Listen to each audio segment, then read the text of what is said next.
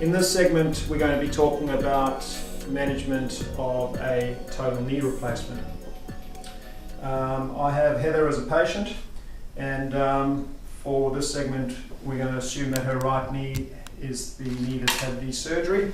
The first thing that I want to stress is the importance of resting a knee in a straight position. I really don't want to see any pillows under your knees, even if it feels more comfortable.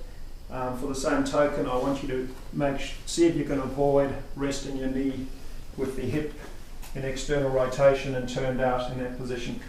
If you can, I very much encourage you to rest your knee as straight as you can.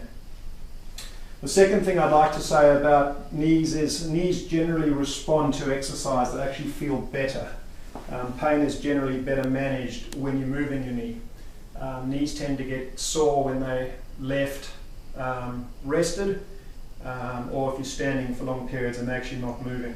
So really I want to stress that there's actually no precautions or contraindications other than things that are really silly. I want you to be able to get your knee moving as soon as you can.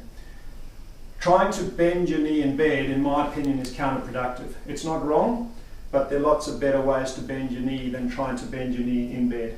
But if you want to bend your knee in bed and it doesn't hurt, you're very welcome to. I just find it a lot easier just to sit on the edge of the bed to actually get your knee bending.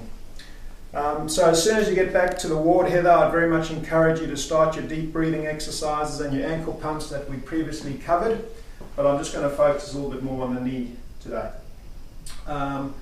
What I'd like you to do for your first exercise is to make sure you're lying nice and flat. I'd like you to bend up your other knee. This just takes a bit of pressure off your back. I'd like you to engage your hands in a clasped position like that.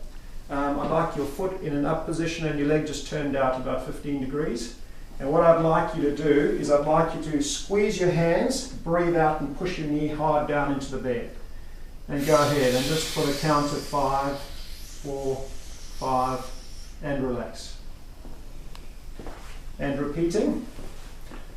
I very much encourage lots of little bits of exercises throughout the day, rather than one big exercise session where you get sore.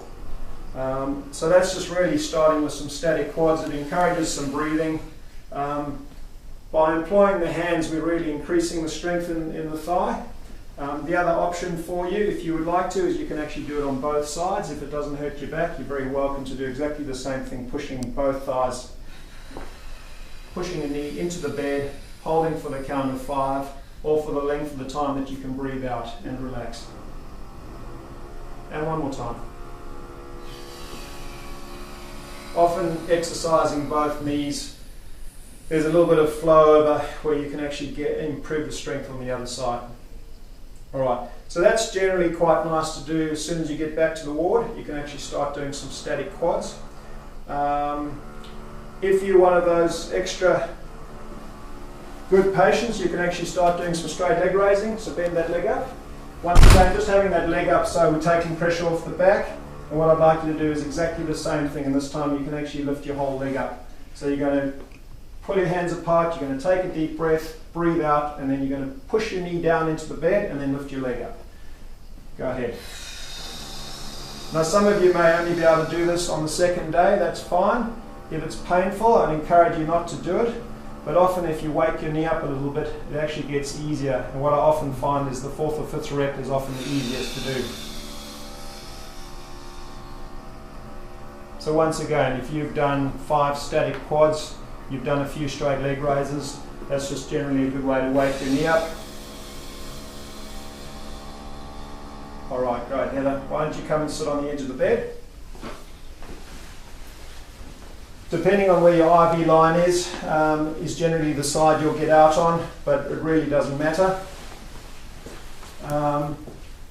As I said previously, there's nothing wrong with bending your knee in bed, but I tend to find with the bandaging, it's actually counterproductive to try and bend your knee in bed. It's far better just to let your knee dangle over the edge of the bed.